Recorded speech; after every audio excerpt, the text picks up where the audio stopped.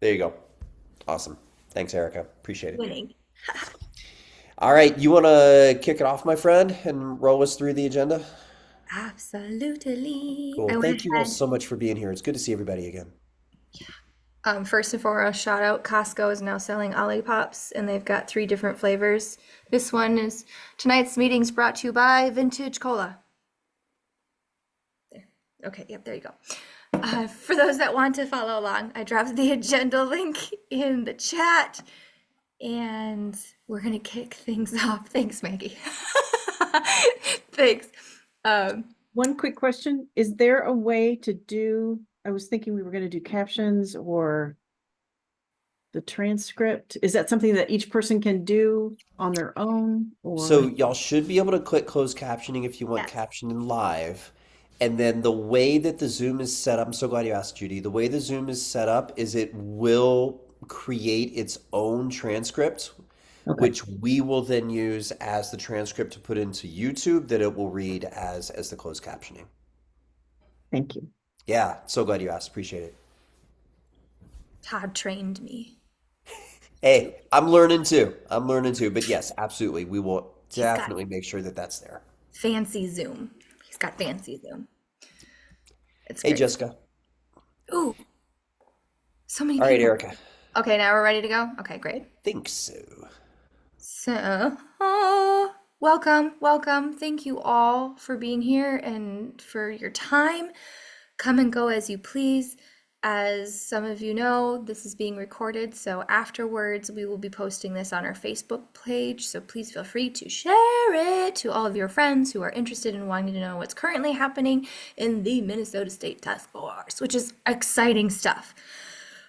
Without further ado, we're going to head right into what's currently happening at the Capitol with regard specifically to our bill. We have two chief authors. We're so excited.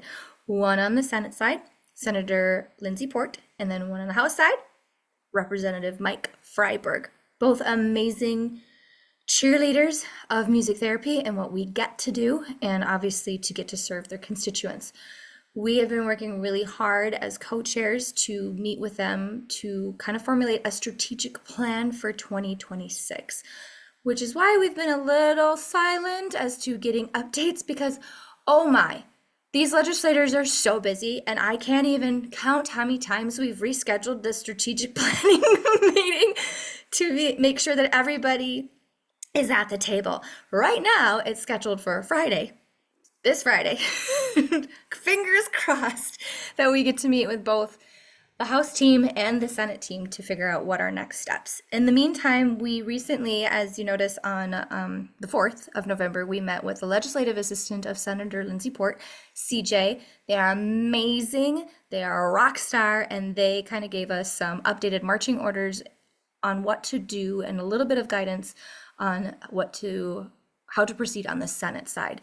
And what that includes is creating a letter of coalition, which we'll get to a little bit later, and how we can get our community to support that. And then reaching out to the committee chairs of the Health and Human Finance and Policy committees on both the House side and the Senate side and seeing if they'd be amenable to meeting and going over questionnaire A. The questionnaire A form is a form that we have had the opportunity to fill out every year to basically provide at the committee the contents they need in order to see if a bill is legit or not to be able to be heard in the committee. So this is their screening process per se. And in there it goes into great detail about the bill, essentially. And we break it all down. And it also includes kind of like a scope of what's happening nationwide, specifically to the proposed legislation, which in this case is licensing of the unpracticed music therapy. So that's kind of where we at. Todd, did I miss anything? No, I don't think so. We will know a lot more that we'll be able to share out with you all once we can have that meeting with both of the chief authors. Um, we do, as you know, we do have a Senate file, so we do have active legislation. Um, After this meeting, our expectation is that Freiberg will be prepared to jacket the House file. Obviously, it can't be introduced at this time because we're not in session, but hopefully on day one it'll be ready to be then introduced. But we'll have everything ready to go on day one so we don't miss any opportunity to have that. And then as we move through the rest of the agenda, you'll hear what we're doing where we really need all of y'all's collaborative help as far as cultivating those important relationships, developing those important relationships with the legislators now, so that then we're really rocking and rolling. When we is get the to that time. 2026 session? CJ thought that it was what did she say, the first week or second week of February? So a little bit later than usual. She said they're currently working on committee assignments, is which I believe she told us last time or last week when we met with her. Again, we'll get further clarification on all that when we can actually have a Zoom call with the senator and with the representative. But we did ask her when the gavel dropped, and I thought she said either first week or second week of February. So it's a little later. But that just means that we're going to do a ton of work now with the folks at the Capitol to really get things going. And when does it end? Don't know. Let me do some digging. Actually, no, at least from what my intel provides is that it starts on February 17th and ends on May 18th. Or, yeah, I can read that right. And it's not a budget year, is that correct? Or it is a budget year? That I don't know. That's not on my I sheet. think last year was a budget year. Which is why this year It's a little bit shorter, right? it's a Because- little bit shorter, and they're going to be focusing so much on the really important hot button topics and needs of Minnesotans. Which I think is also why, and Erica, maybe you expand a little bit more on this because you've talked to Senator Port more than I recently. This is why Senator Port is really putting everything into this legislative session to help get this legislation passed, because they're going to be focused on legislative work versus budget work. Yeah. The estimate is that there will be 3,100 bills introduced or discussed, or at least on the docket. Not necessarily that they'll all get a hearing, but at least that's the schedule. Is that all? That's it. No problem. In a very short period of time, yeah. Wow. And Minnesota. these Senator Port and Representative Freiberg, they're on the committees that would talk through the bill before it goes to the broader legislature. I don't remember what committees they're on at the moment. One of the reach outs that we did was to Senator Wickland, who does work with Senator Port. Wickland is on the Health and Human Services Committee. And did we send that email? Yes. Yeah. So we sent that email to Wickland after we sent in the, what's the document called? Not 204. Questionnaire A? Yeah, the questionnaire. So we sent in the completed questionnaire form to Wickland's office last week, requesting a meeting with them to talk through it. And I do believe they are the chair of HHS on the Senate side. Yeah, and Senator Port is a member of HHS. And then Yeah. on the House Which is side, what Karin was asking. Yep. House side, once Representative Freiberg gets the bill jacketed and we get a House file number, then it will automatically be introduced to the HHS. Well, it's Health and Human Service and Finance Committee on the House side, which is chaired by Representative Utke, who in the past has been in support of our licensure bill. I feel like we sent him an email too. So that's about, one more thing, one more update. I'm so sorry, I don't mean to take up a lot of time. This year we are doing something that was recommended by Senator Port's team, a little bit differently, where our bill, and correct me, like Todd, help me if I'm like not labeling the committee right, but there is a licensing board within the legislation that their sole job is to monitor all proposed legislation that's related to licensing. And essentially, if your bill doesn't go through their board to kind of vet through it, look through it, and basically don't give their stamp of approval, it kind of reduces our chances of getting a hearing. So, luckily, we've already been in contact with one of the members of this board, Lindsay. Her name is also Lindsay, but I can't remember. Franklin? Might be, right? That has already looked at our stuff last spring, and our intention was to meet again in the summer, and that didn't happen for various reasons. And now we had just sent her also a friendly email to circle back to say, hey, where are things at? She also has our questionnaire form, the current state of the bill, and also our scope of practice, I believe our domains. She asked for a lot of stuff, so she's reviewing, doing it what she can, and we had a very successful meeting with her that last spring, and I'm hopeful. I'm hopeful that we're gonna get things rolling here soon. And I feel like as soon as we get Representative Freiberg on board and get his recommendations on what to do for next steps, that things will start rolling pretty quickly. Quick question. Yeah. Is that legislative committee that you mentioned, is that joint between the Senate and the House? It is. Yes. They're called the Minnesota Health Professionals Regulatory Board. Yeah, because sometimes other states have done that too, where we've had to go in front of them first. So that makes And we did meet with her already back in April, I think, and then we reached out again in June at her request. So we have been in contact. She has seen the legislation previously, hasn't shared any major concerns, or actually, I shouldn't even say major, any concerns with us.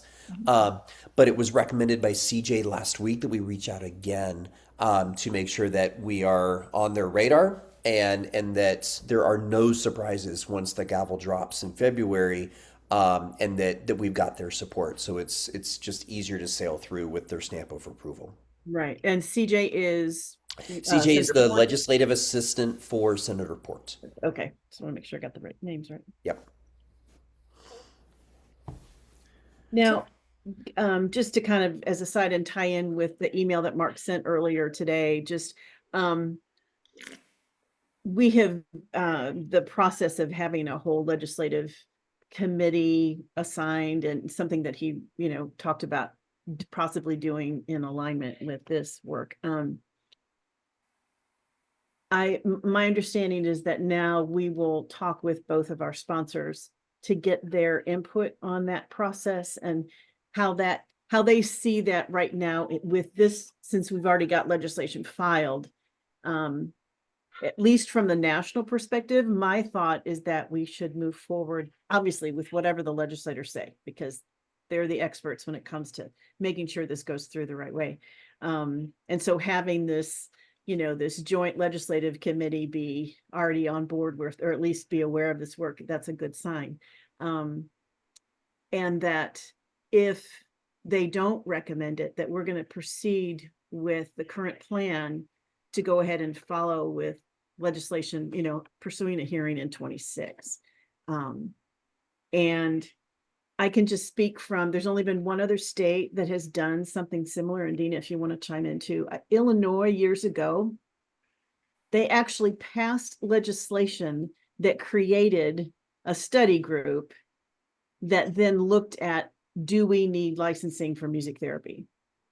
And as it turned out, it was like a tie vote or one vote saying no over how many, because it was basically the music therapist against everybody else in a lot of ways. So it didn't, it was an interesting process. There was a lot of education that was done, but it did not necessarily produce. It was wholly unproductive. All right, thank you, Judy Dena. is being very kind, and I have my apologies. I've reached the point in my day that my filter has disintegrated, and it was treading water that got us no further than had we not had it. And actually probably Presented more problems. kicked up some problems for Yeah. us that were actually not there.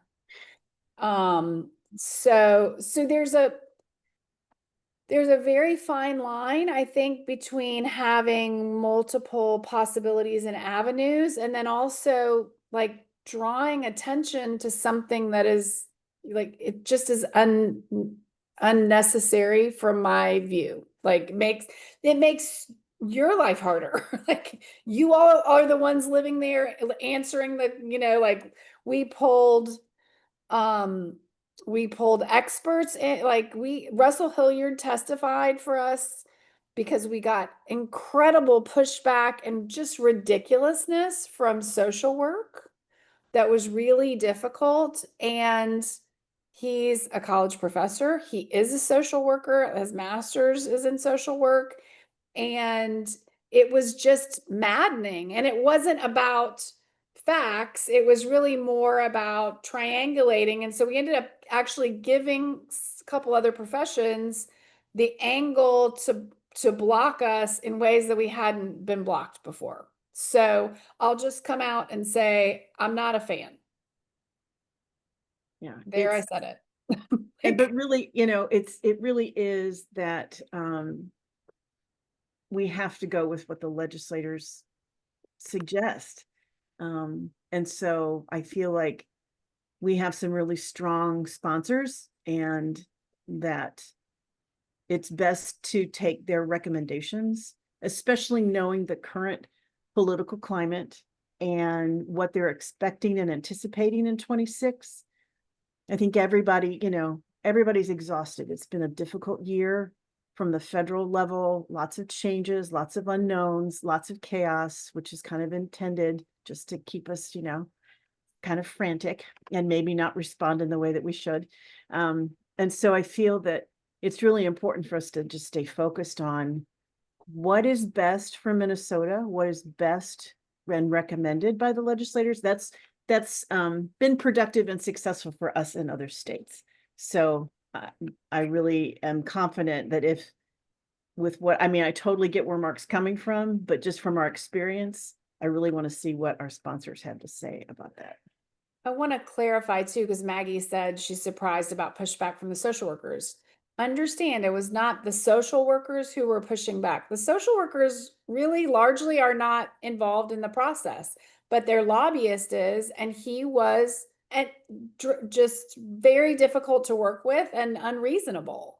So the person representing them was difficult, and that continued to that followed us all the way until we got the bill passed. Like he finally was so people were tired of hearing from him, and it was the same, it was just like a broken record. And so people after a few more years did catch on. So it was not the social workers themselves, it was actually their lobbyist who was running the table on that.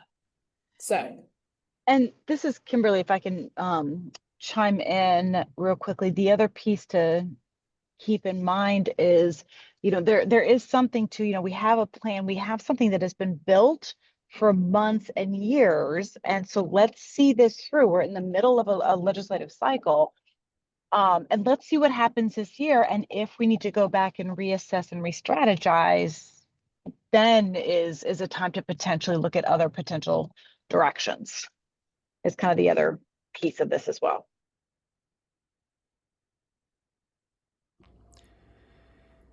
Thank you three for that reflection based on your incredible work in Illinois. And I also want to, make sure that I say that I appreciate Mark's recommendation. I appreciate Melissa asking about it as well.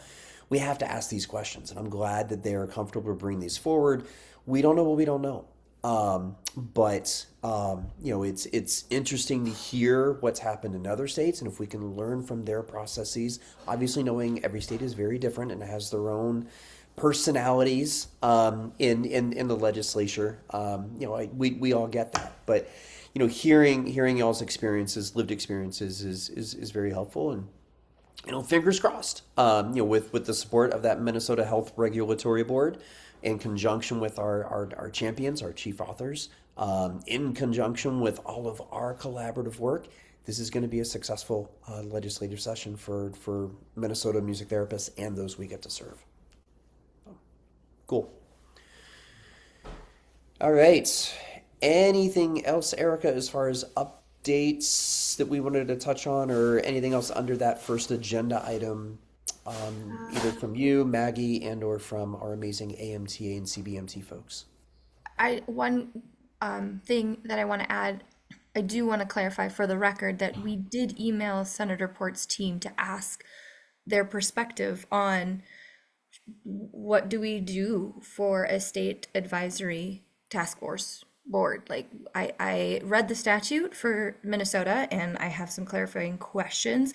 One particularly is, at what cost is this?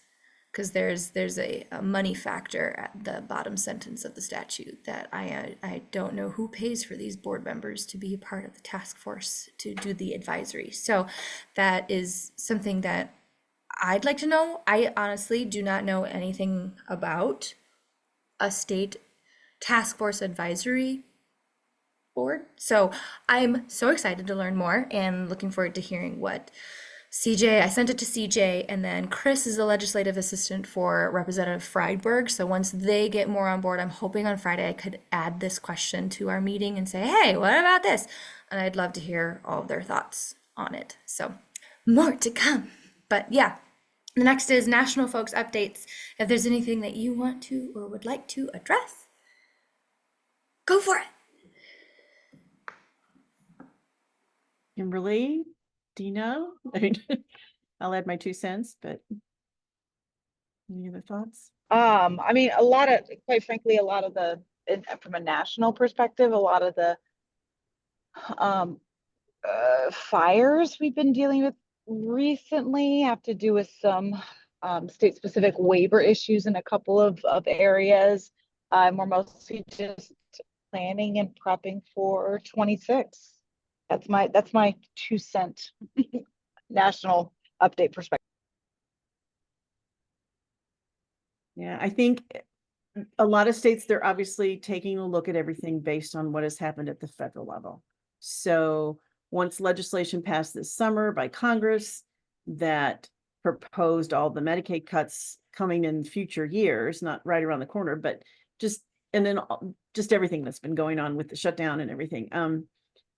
States have been looking at their budgets in different ways and re-examining their waiver systems and how services are provided to which populations and what are the rates and how do they come up with those rates. So and also making sure that people are qualified to provide the service. And so, yeah, a couple states it's been pretty intense. A lot of advocacy in states that have recognition as well as states that don't. So that's been a hot item lately. And plus, we still have states like Wisconsin got to provide testimony just last week on their bill. So, you never know when in the year, because some states go all year, when those opportunities are going to come up. So that was kind of a surprise opportunity. Well, and like Kentucky, and sometimes they happen in the interim session. Kentucky had one a couple weeks ago, and yeah. Similar to what you were talking about, it was a joint committee hearing. I don't know that we've done the count on how many bills we think we'll have this year, have we? For next year? No, we haven't done that. We usually do that when we meet in December. Yeah, but we've kind of hit an average of 8 or 9 bills going at a time. So, and we're really closing in on half the country having recognition. So something is working. Like, it's not a perfect system, folks, but we figured a few things out along the way. We have 19 as of today, and some active ones. I mean, a lot of promise in a lot of different states. Yeah, some that are really, really close. Well, and some that are surprises. Mississippi has licensure. Oklahoma. Yes. Oklahoma had it for a long time. Yeah. Yes, they've had it for a long time. Like, I had not ever imagined a world where Mississippi would be licensed before Minnesota or several Pennsylvania. Like, And so Alabama's got a bill for 26. So, we're states where we have 76 people, 38 people, small states, but really strong advocacy. So, yeah, and I think, I mean, the other thing I would like to bring up in respect to all of the journey is where your focus goes, energy flows. And so when the focus is on internal turmoil and it's none of it is a perfect system. And I hope over all these many years, the aim has always been to be inclusive and have voices be heard and have people feel like they can and they want to be a part of it. And, there have been years where our focus has been distracted by other professions that have pointed out different things, and we get derailed for that and have to kind of like recommit to center. And so with mindfulness and an eye to this idea of transparency and inclusivity and all of those things that are so critically important, particularly in the world that we're living in, I also just have to say, I really feel like where your focus goes, energy flows. And if our focus is so internal and internal systems, and we're missing the opportunities that you have worked for and cultivated and painstakingly hand carried, babysat, all of these things over all these many years, we can make that choice. We can make other choices as well. So that's all I got. That is the view from my seat, as they say. Dena, I appreciate your words. It's definitely been, and it will continue to be, an incredible, collaborative, transparent marathon. Um, and when y'all were talking and reflecting about some of those states that have successfully obtained licensure, that have way less music therapists than states like Minnesota, for example, it also reminded me of the amazingness of we're just volunteers. And every one of us on this call right here, every one of us listening to this call, or all of our colleagues that are not on this call, we're music therapists. We love to get to do what we get to do through music. And we do all this from a very grassroots, very volunteer type of approach. And to see those other states be successful using a similar kind of approach that all the other states have done, and we learn from all of their successes and all their challenges, it will happen. It'll happen in time and when it's meant to happen. And it's just pretty cool that it's so grassroots. And I got a hope in my mind that continued approach of grassroots is also going to be refreshing and welcoming to many legislators too, that are often pushed by or forced by lobbyists and other means. So It's one of our greatest superpowers. I agree. Consistently across every state, the feedback, they recognize that you all take the time to take off work and be there and have those conversations. It is not lost on them. And so while, yes, it can be very nice and very helpful to have the support of a lobbyist, and we have also honed that process of when do we do that? When do we take that step and all of those things? Without fail, people always comment on the fact that we are there telling the stories ourselves. No lobbyist is ever going to impart who you are, what you do in the way that you do. So it is unparalleled strength. And what I feel good about too, about just kind of the engine that we've built over the last 20 years that we've been working on state recognition, is that we have legislators and lobbyists from other states tell other professions, you need to do what the music therapists are doing. When professions come to them and say, how do we do this? And said, copy their, their plan, what they're doing, so that feels good that, that legislators and lobbyists have been impressed with that grassroots volunteer personal stories. That's what makes the difference. So. That's Well, cool. on that note, sorry, Todd, do you have something No, to say? go for it. Go for Okay. it. Appreciate y'all. Making a difference. That's a great segue. Maggie, is there anything that you would like to include, or is there anything from the state association that would like to be brought to the table? No, so they had the MTAM meeting tonight, actually. I asked before hopping on to here if there was anything they wanted to bring to you guys, and they just said if there's anything we need from them, let them know. They're happy to help with distributing information, although I think we have our own is it CBMT list that we can go off, but they have the MTAM list, I believe. So they're happy to support us in any way they can within whatever those boundaries are that they can support us. Perfect. Thank you. And I did share the news that we have the chief author on the House side, so with them. Thank you. Great. Todd, go ahead. Is it the pulse survey next? Yep.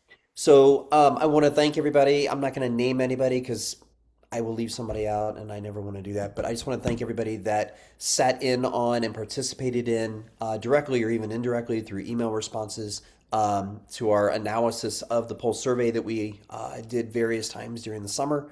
Many of you are on this call. I know some of y'all are going to be listening to this call, so just thank you. That analysis is complete, and it's completed because of all the great work that we all did together. Now that we're all gathered together for the first time since we had finished that, what I'd like to ask, and it takes us into the galaxies conversation in just a bit, I want to ask for just a small group of you to help gather with me on how the heck we're going to distribute all of these answers. We have them answered. They're in a very concise way, a very informative way. We have several linked documents that help to answer the questions without us going long-winded in answering the questions. So we've got some really good stuff. We just need to figure out what we send out on social media, what we send out in emails. I'm thinking, maybe a 30, 45-minute meeting just for us to determine, okay, do we do a fact sheet just on cost? Do we do a fact sheet just on summarizing what the bill is? Do we do a fact sheet just on what it means for private practice owners? All these things are answered in the document now, but we just need to figure out the best way to send it out so that the information is easily digestible and easily then distributed further. That's it. It's ready to go, and I just can't thank y'all enough for helping us get to that point. Just a thought. One of the things that other task forces have done with like survey results, whatever the survey might have been, is doing like a snippet on social media, like a teaser almost, and then with a link to the further document. So like, because it's a lot, I'm sure there's a ton of information, like you said. So yes, it'd be great maybe to have a full FAQ document that has all the answers that's linked for folks to read if they want to do the whole thing. And maybe you separate it by, colorful headers by categories. But then also to have the social media teaser of a header. And then, hey, for more information on this, click here. And then they can go just to that portion or something like that, just to kind of, so people could digest it in those small categories, but also read the full thing if they want to. I love that. That is awesome. So some of like that kind of thing to put that into action is exactly what I'm looking for from some sort of small little subcommittee, small task forcey kind of group of people. that are way more tech savvy than I am. I can do like a great little write up in Microsoft Word, but that is not what we're looking for. Um, anyway, we'll get to the galaxies, but if this is something that you feel like is in your wheelhouse, in your interest area, you have the time for and the capacity for, this is something I'd love to get to work with y'all on, and let's get it out. I'd love to get it out in the next couple of weeks, so that when we start having town halls in early January, we can reference this as well, because we will be doing a fresh round of town halls, several town halls, starting in January after the first of the year. And I know Erica is going to talk about that too. So, cool. Thanks, Judy. To echo that, Todd, the content is already done. It just Yeah. needs to be published. So there's no reinventing the wheel. We're wanting to just copy and paste. So we're transparent as possible. And then also like add the fun little flair that Judy. So it would really just be adding those fun little teasers.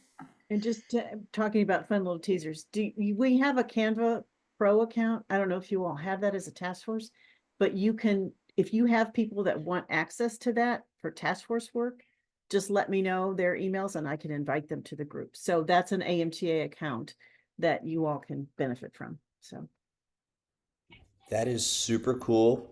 Canva scares me. Um, I'm not gonna lie. I used it when I was president of the region, and I had to go to so many people asking how do I even make a newsletter. But that is awesome. We appreciate the resource from AMTA and CBMT. That's really kind of y'all.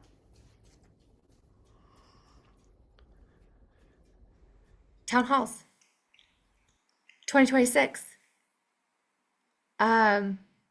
Would love everybody's feedback that's on the call right now. Should we do them quarterly?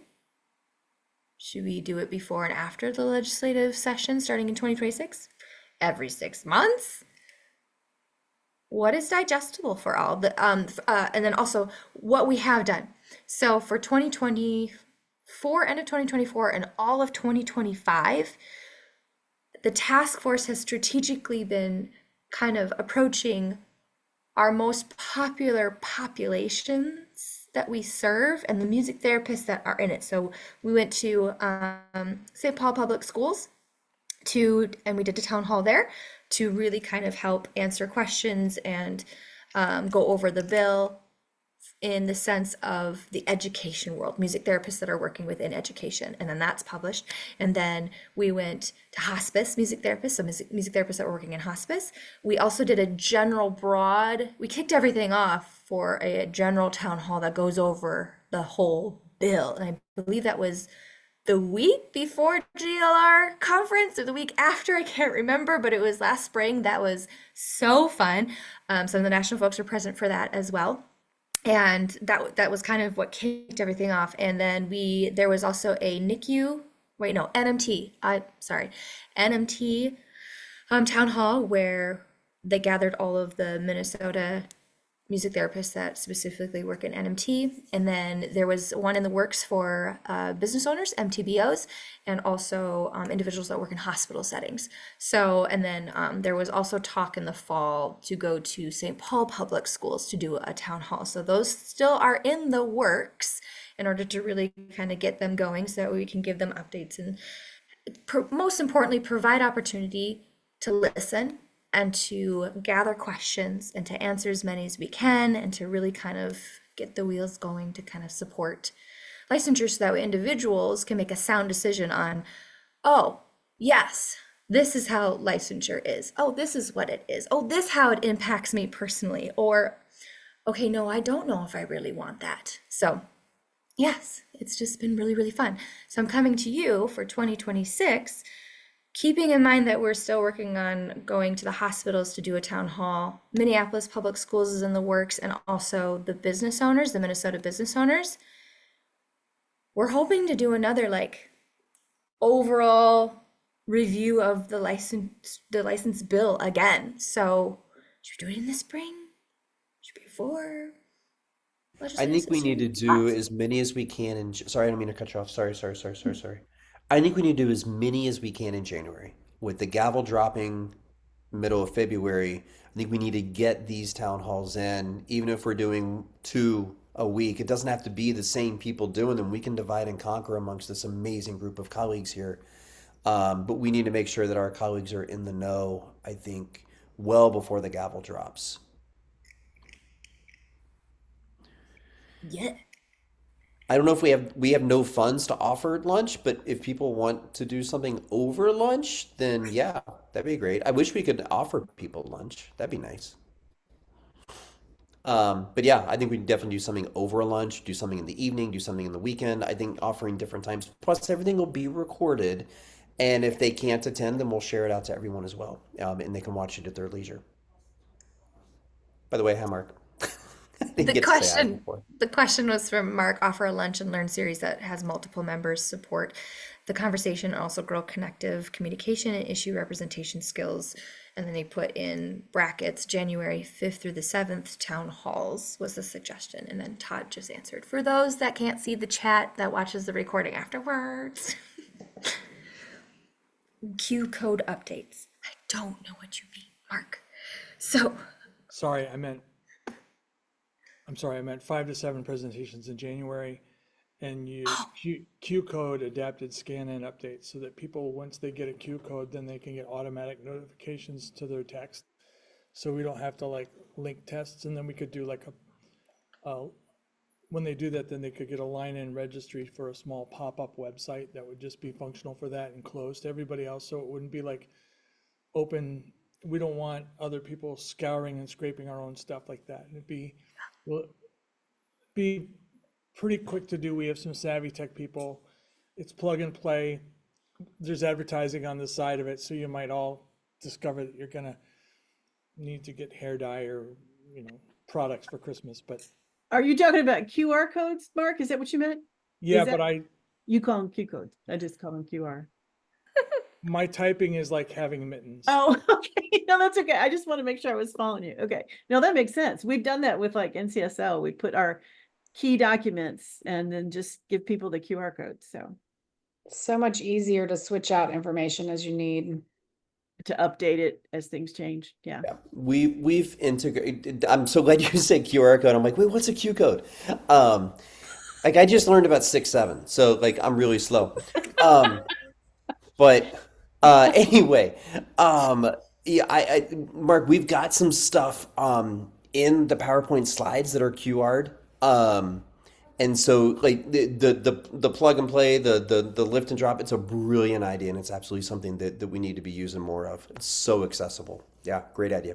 We can actually customize the notification for the text, so it can make like it's us, and it'll make a duck quack instead of what they're usually used to for their cell phone. So they'll be like, "What was that?" And we can get their attention once they've done that, and we won't mind them. So that's what I would say. In Minnesota, sorry, I screwed that up. Christina. Hi, Christina. Thanks for joining us. I know you're busy. She said, sorry, I missed a few minutes. Did you talk about hospital-based town halls too? I heard an MTBO town hall mentioned. Yes, they are in the works of being scheduled. They have not actually been placed on the calendar yet. So we definitely, with the idea of our goal is doing 5 to 7 town halls in January before that, the start of the sessions for February. I think that's easily doable. And yeah, we can definitely provide that structure for the MTBOs and also hospital-based town halls.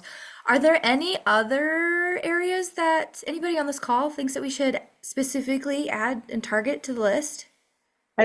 My question specifically to hospital-based, I've had quite a few sidebar conversations of just the ongoing importance of,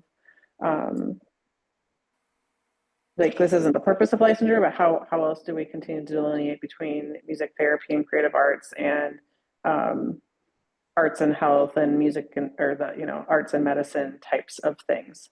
So I think it's really important to help people understand why this could be an important piece to that as well. Patient protection, scope role, things that we're encountering. Yes. And kind of separate but tied to what you just said, Christina, is that I know that Houston Methodist is coming out, I think in January, they're publishing their healthcare continuum, music and health continuum. And there's also AMTA has been working with the National Standards Board for Therapeutic Musicians to also create, we've got a survey, an active survey out to multiple organizations right now to kind of see where these organizations place themselves on the continuum. So we have their input and we're not just creating a document without their input. So everybody's invited to the table to participate in that process. So there's been a lot of, and I know Berkeley School of Music is also doing a continuum. So I think there's going to be more information that we can maybe even incorporate into our advocacy in Minnesota. So it's a really good point. Yeah, thank you for your work on that, because we just continue to run into that with lots of questions, and I know there's lots of different sidebar conversations, but it's great to see it all come together. So thank you.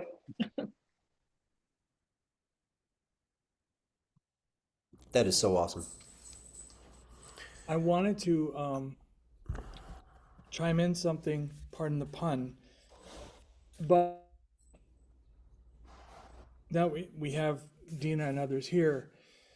The critical mass for licensure that many Minnesotans aren't aware of, and it is becoming a national thing, is that if you're not a licensed practitioner, there's a movement to remove non-licensed practitioners from documentation within hospital systems and stuff like that.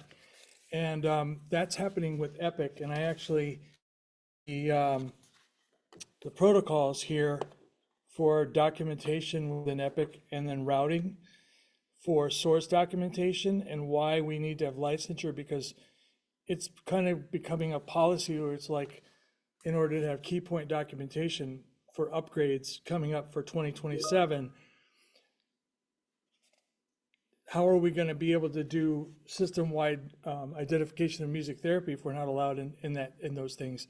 And so there's new learning that's coming up, and I just wanted to throw that awareness since some of our national people, because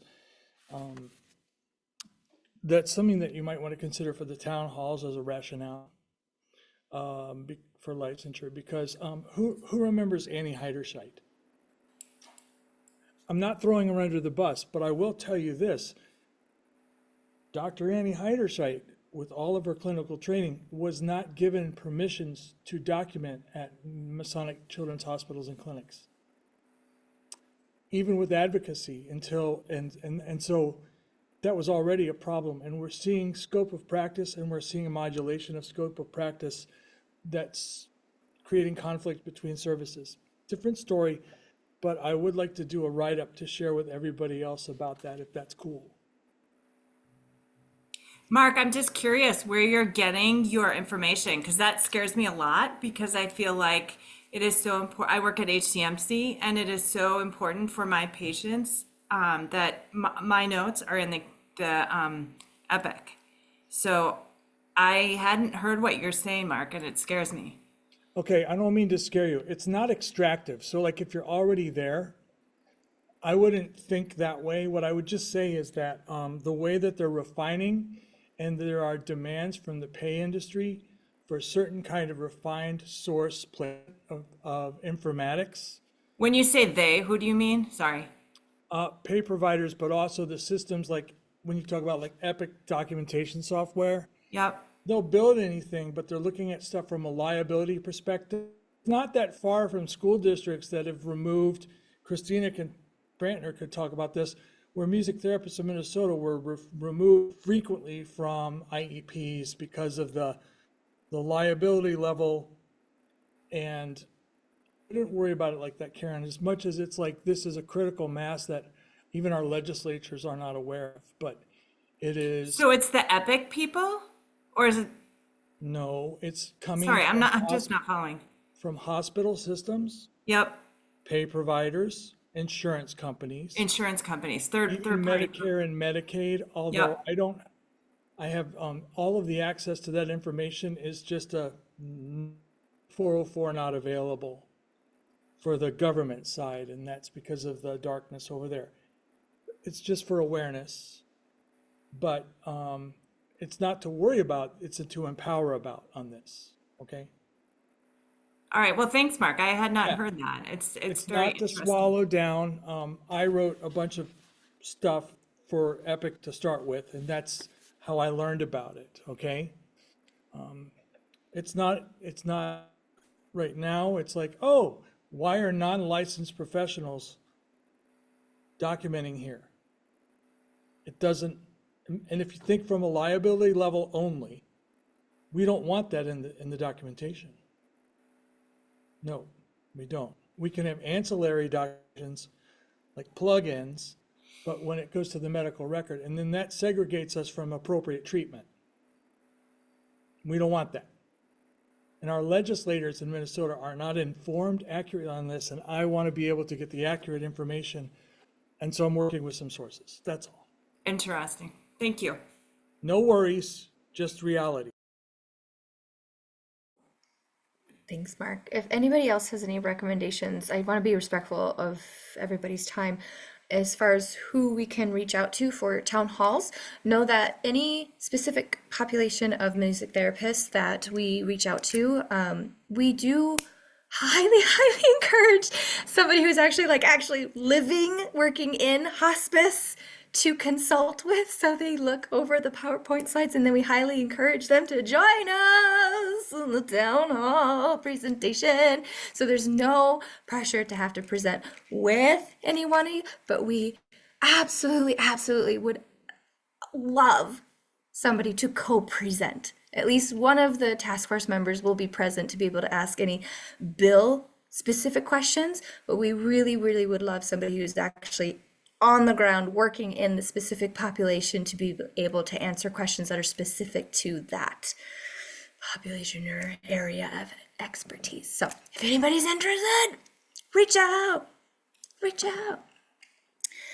Todd, is there anything else before I share my screen? Because I think it'll be faster if I share the screen of the galaxies. So Yeah, no, that's good. I just, thinking on this galaxy idea, on the town hall idea a little bit, I'm looking at my calendar now. I don't know if we can be ready to go the first week of January. Just knowing that's literally like with New Year's Eve being so close to the end of the week. But if maybe we strive to start having town halls the week of the 12th, I think that is probably more doable. And maybe what you and I can do is put together a Google form where people can sign up for days, times, and topics. We can work on that and then just send it out to the whole task force now, so that we can then start working with folks over the next month and a half on their town hall presentations. So maybe we can do that. I don't know. I'm kind of making this up as I talk. Thoughts? Anybody? Does that sound like a fair way to try to organize this? Anything against that idea? yeah, it'll be sent out to all MTBCs in Minnesota. Like, this is our next newsletter that's going out is gonna be a beefy one. So, I mean, it'll be digestible, I promise. As you're talking through the different town hall ideas, I love the idea of, reaching specific communities. I wonder too, though, about, I'm like deep back in my brain, like a fireside chat kind of idea, where as this legislature gets going, it's just scheduled for anybody, if you want to, almost like a podcast, like people could either come on live, but you record it and then it gets pushed out to people on a weekly basis. And it doesn't have to be an hour, like maybe some weeks it's 30 minutes of, okay, we're in a holding space right now. And here, as a reminder, the last time you tuned in, here's where we were. As a reminder, here's what's coming next. Because I feel like you all could also run yourself ragged trying to, this is, it's the push-pull of trying to be so enveloping and so accommodating that, the thing I will say about this work over the years is it's also, this is where the marathon and not a sprint whole idea came from. Like, you need to conserve when you can conserve. And so if you run yourself ragged trying to do 25 town hall meetings in the month of January, and then the legislature goes bonkers, are you going to do another 25 to update all, like, I think trying to think too about how can we capture more folks in different time frames that such that people feel engaged and informed. And lots of states have done a bang up job with keeping people informed over the course of bills moving through, and they've done it in all different kinds of ways. But I think honestly, for consumption Yeah. and people's space, bite-sized chunks in a more frequent time frame has worked better for us No, overall. I'm really glad you said it. I really am. And Erica, you completely summarized that brilliantly with that great quote. I can't get a tattoo, but that's one of the quotes I've always wanted to get. So, no, Dena, thank you. Thank you for saying that. I want to get something out to folks that if, there are specific town halls that or groups that we want to go into and reach individually. I want to get that process going sooner than later, but yes, thinking smarter, not or whatever Yeah. the quote is. But Yeah, but I but think, also not burning us all out. right, We're like I said earlier, we're just volunteers. This right. this is all grassroots. But it's got to be everybody on this call, and that takes us to the galaxies where we can really divide and conquer and truly collaborate on this marathon. So Dena, thank you. Seriously, that's noted, received, heard ya. I appreciate that. All right, Miss Erica.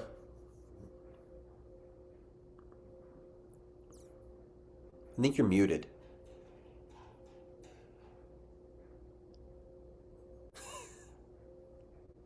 Unmute. There we go. Oh my There you goodness. go. When I shared the screen, all of a sudden everybody disappeared and I was like, where's my button? Okay. We updated Google Chat. So we're maximizing on our free resource of Google, and we're navigating through Google Workspace. And 2024 was when we first launched this, and it was so successful.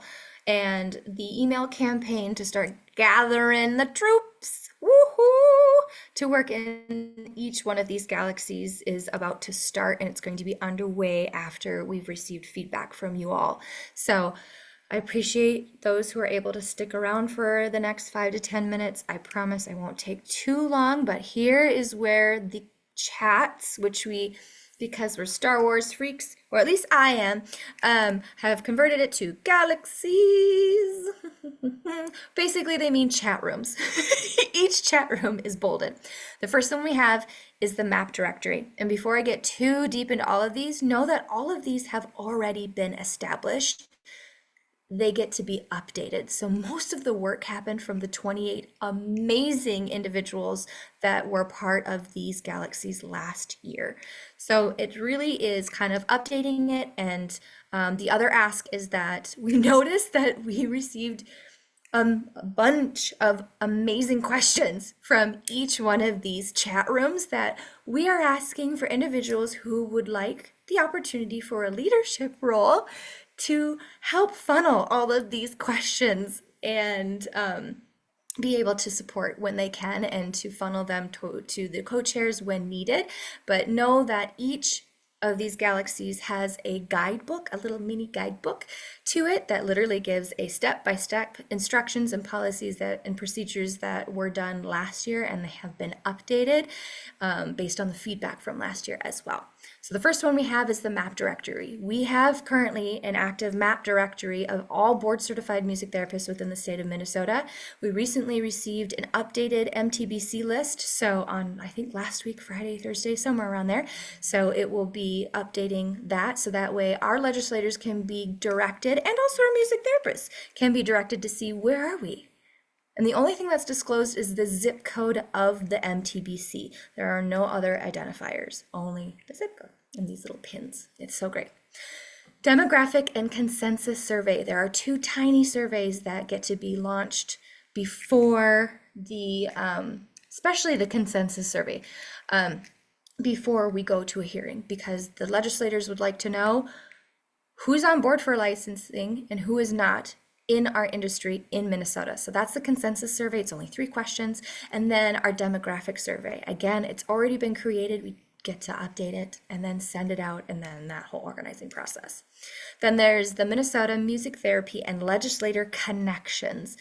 Maggie has done this before and has done a beautiful job. So, woo, shout out to Maggie, where we connect MTVCs to their legislators and walk them through the process. How do you find out who your legislator is and who your representative is? And then provide a phone script, an email script, anything to get in front of them to basically tell them about what music therapy is and what you get to do as one of their constituents.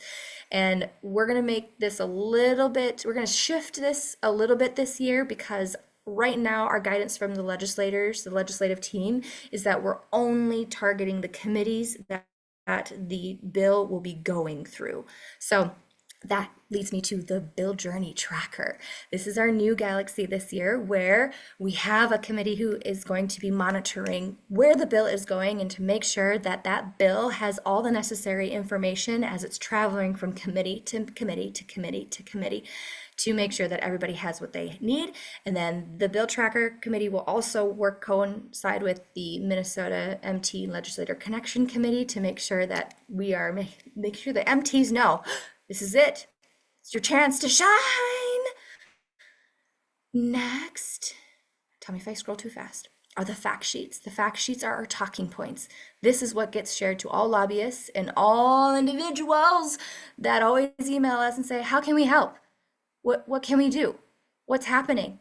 We send them the fact sheet that has the talking points that are in result of that demographic survey and the pulse survey and anything else that can help contribute to answering the most frequently asked questions from the legislators. Then we also have something that's new and improved, which is the Minnesota Task Force Google website. The bare bones of this has already been constructed. Now we get to have a team that gets to update it, meaning a PDF version of the current bill on both the House side and the Senate side gets into here. As the tracking of the bill comes, there's also a tracker on that to say, where is the bill now? It's super cute. Also, it's going to house all of the recordings of all of our task force meetings, our town halls, anything that anybody would need. It's going to be a one-stop shop. Then the last thing, sorry I'm going so fast, is the Minnesota Coalition Letter.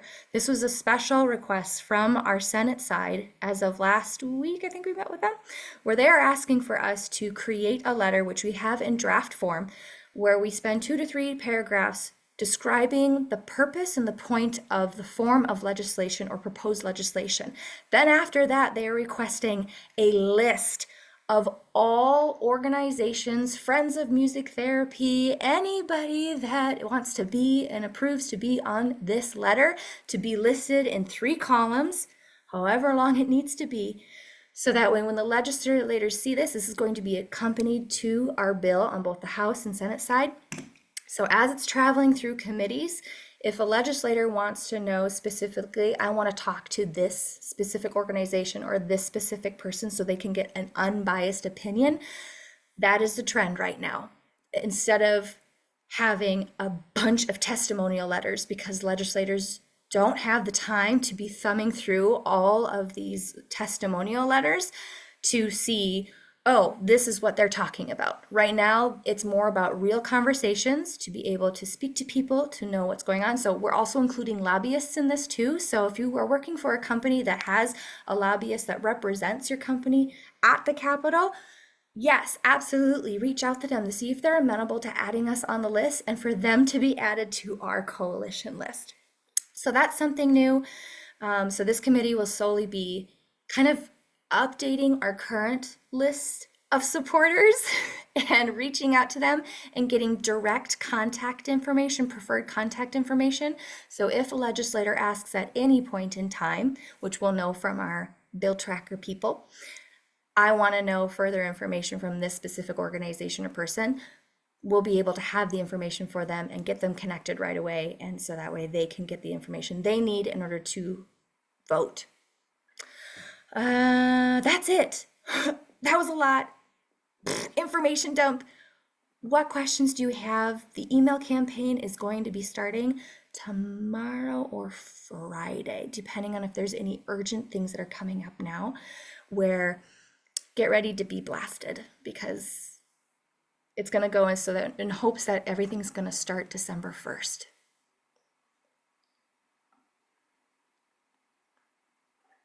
Questions? Do you want me to? Sorry, I might have scrolled prematurely. And there's a huge guidebook, so once you are interested, this year also is a different change.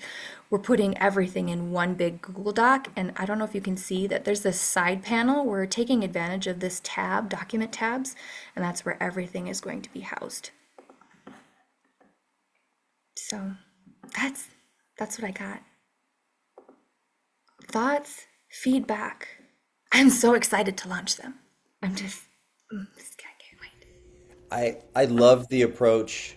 This is your baby. This is your concept. We started it last year. This is amazing. This is cool.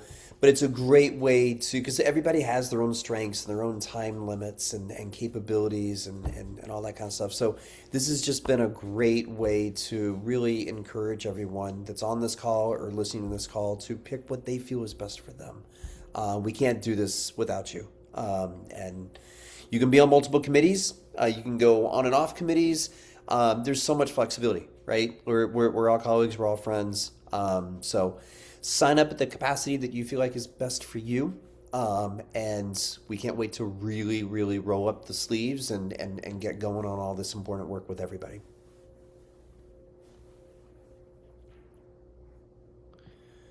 Oh, yeah. Free CMTEs for your time. Yeah, that's how I get you.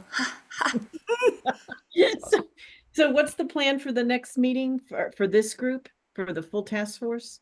Are you In gonna do a my doodle, or mind, are you gonna? Eric, I'd love to get your thoughts on this too. I'm just jumping in and just Yeah. just answering without thinking. I also haven't had dinner, so like I don't even know if what I'm saying Oh, tonight makes any sense. It is what it is.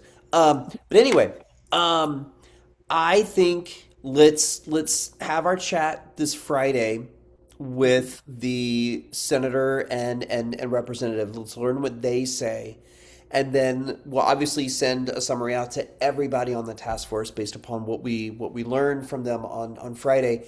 And then we can kind of feel from there, do we need to meet in 2 weeks? Do we need to meet in a month?